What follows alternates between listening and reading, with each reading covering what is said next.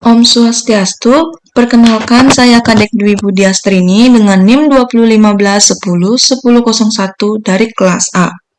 Di sini saya akan menjelaskan hasil tugas yang sudah saya kerjakan pada setiap bagian. Pada bagian A yaitu kebenaran algoritma rekursif.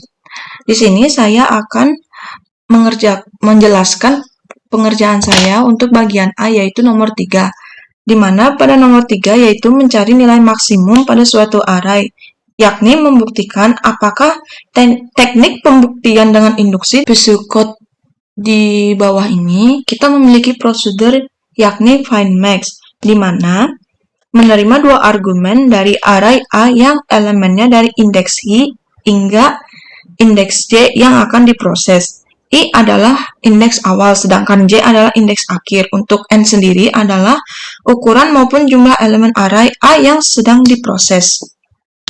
Pada baris kedua, if N sama dengan 1, then return array A indeks 0. Maksudnya adalah, jika kondisi if memeriksa apakah ukuran array A adalah 1, return A 0. Jika N sama dengan 1, akhirnya array hanya memiliki satu elemen, yang mana elemen pertama dan satu-satunya, yang dikembalikan sebagai nilai maksimum. Selanjutnya, pada baris keempat, M sama dengan I plus J per 2. Yang dimana ini adalah menghitung indeks tengah dari array A, I, dan J. Untuk I plus J per 2 itu sendiri, yakni menghitung rata-rata indeks awal dan indeks akhir. Selanjutnya di baris kelima, T1 sama dengan find max A, indeks I sampai M, dan N per 2. Yakni adalah panggilan rekursif ke fungsi find max. Untuk subarray kiri dari A yaitu A, I sampai M, dari indeks I hingga ke M. Untuk N per 2 sendiri itu, yakni ukuran subarray dari kiri yang merupakan setengah dari ukuran asli array itu sendiri.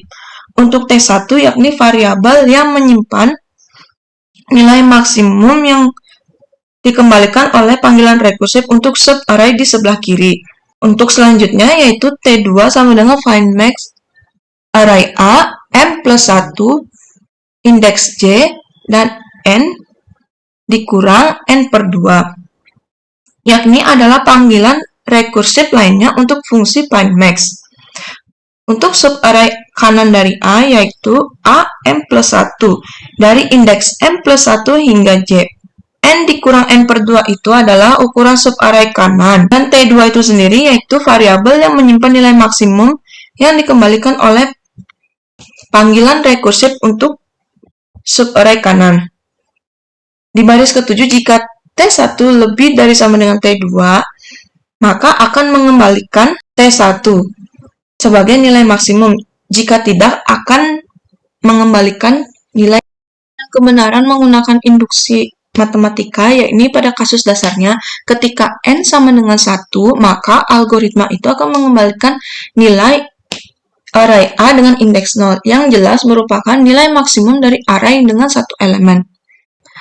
Dan yang selanjutnya yaitu hipotesis induksi. Asumsikan jika algoritma find max bekerja dengan benar untuk semua array dengan panjang kurang dari N.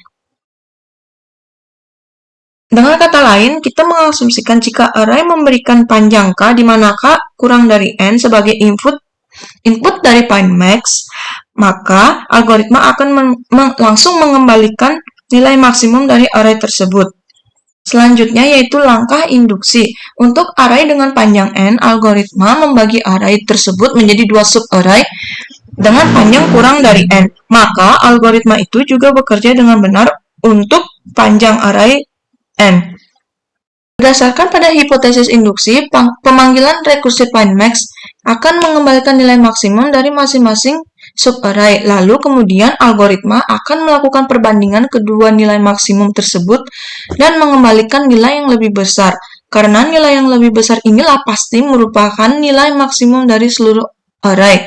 Algoritma find max juga bekerja dengan benar untuk array dengan ukuran panjang N. Baik, selanjutnya untuk bagian B, yaitu kompleksitas waktu algoritma rekursif. Di sini saya menjelaskan nomor 2, yaitu saya mengerjakan di bagian recursive powering, yang dimana memiliki prosedur power. Artinya jika if n sama dengan 1, maka dia akan mengembalikan x. Untuk t power x di dalamnya n per 2. Untuk t sama dengan t kali t.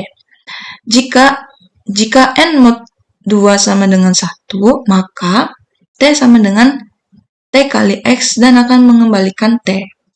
Untuk algoritma tersebut, jumlah operasi pada perkalian yang terjadi adalah pada baris ke-6, yakni melakukan satu perkalian, yaitu t dikali t. Sedangkan untuk di baris ke-8, melakukan satu penambahan perkalian. Jika n sama dengan ganjil, maka mengalihkan satu tambahan perkalian, yaitu t dikali x. Untuk nilai f0, algoritma ini tidak dapat mendefinisikan n sama dengan 0. Maka jika n sama dengan 1, tidak ada perkalian yang dilakukan pada algoritma dan hanya mengembalikan nilai x. Pada konteks ini, kita menganggap bahwa f1 sama dengan 0, karena kita akan melakukan pencarian rekursif untuk n lebih dari sama dengan 2. Untuk formula rekursif fn untuk n lebih dari 2 jika nilai n itu ganjil adalah fn sama dengan f dalam kurung n per 2 ditambah 2. Sedangkan untuk yang nilai n sama dengan genap, yakni fn sama dengan f n per 2 plus 1. Untuk fungsi aproksimasi itu sendiri, karena perbedaan antara kasus ganjil dan genap yang tidak dapat signifikan, kita dapat menggunakan fungsi aproksimasi yang tadi sudah saya jelaskan di slide sebelumnya. Untuk teknik induksi menentukan formula eksplisit, kita menggunakan substitusi berulang untuk mencari pola dari rumus rekursif. Yakni yang pertama, fn sama dengan fn per 2 plus O1. Ini substitusi pertama. Yang kemudian, fn per 2 sama dengan fn per 4 plus O1. Maka fn per 4 plus O1 plus O1. Untuk substitusi kedua. Untuk substitusi ketiga, di sini kita fn per 4 sama dengan fn per 8 plus O1.